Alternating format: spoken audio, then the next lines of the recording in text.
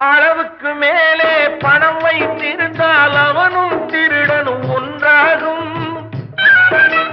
அளவுக்கு மேலே பணம் வைத்திருந்தால் அவனும் திருடனும் ஒன்றாகும். வரவுக்கு மேலே செலவுகள் செய்தால் அவனும் குருடனும் ஒன்றாகும். களவுக்கு போகும் பொருளை எடுத்து வறுமைக்கு தந்தால் தருமமடா.